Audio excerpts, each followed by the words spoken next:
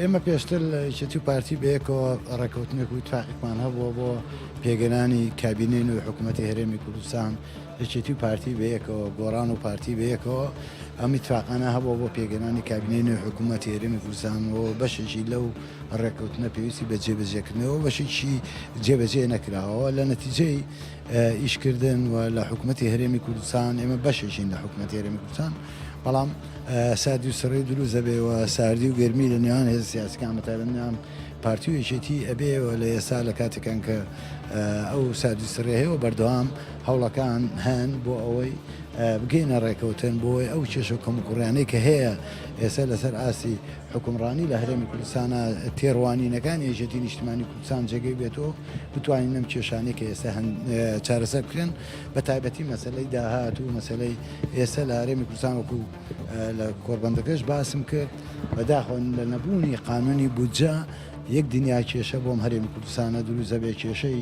نائەدالەتی دروست دەبێ و ناهاوسەنجی نێوان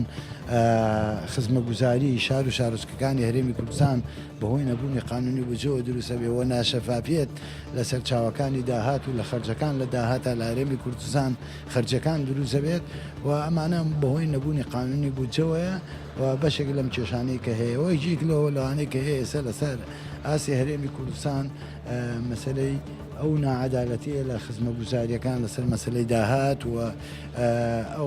ئەو بەداخۆێڵم ئەو مۆرچی دوو ئیدارەیە کە ئێستا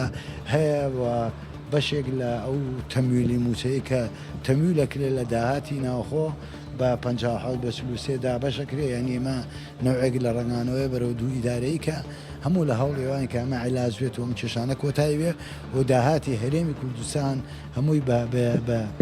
بە شەفافانە کۆ بکرێتەوە بە عەدالەت دابەشکرێ بەسەر هەموو ناوچەکانی هەرێمی کوردستان و بە تایبەتی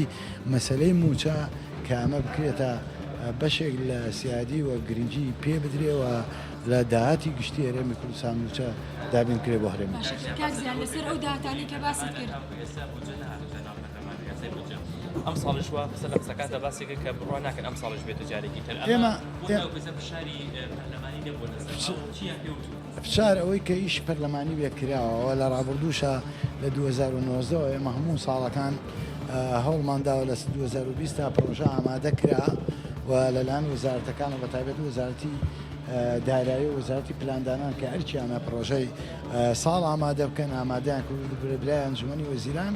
لەوێ بەداخۆ پەسەند نەکرا و نەنێرایە پەرلەمانی کوردستان چاوەڕێی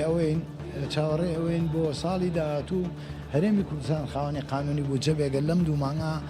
هەوڵ بدرێەوە تا سەرەتای ساڵی داهاتووش هەوڵ بدرێ پرۆژە بێتە پەرلەمانی کوردستان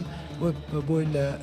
هەرێمی کوردستان خاوەنی قانونی بودجە بێ وەکوتم بەشێکی زۆر لەم کێشانە چارەسەرەکە.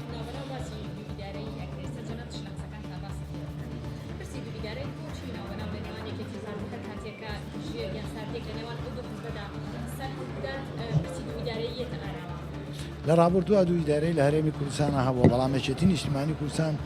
باجی زۆری دابۆی ئەم دوو ئیدارە بێتەوە بە یەک ئیدارە لە ساڵانی ڕابردووە هەوڵی زۆرماندا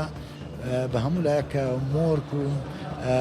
ڕەنگی دوو ئیدارەی بە هەرێمی کوردستانە نەمێنێتەوە یەک ئیدارەی وێ بەڵام ئێستا ئەوەی واقعەکەی کە پێم وتی لە مەسەلەی داهات و خەرجەکان لە هەرێمی کوردستان ئەم حاڵتە هەیە ئومێ دەکەن لە داهاتووە لە دانیشتنەکانی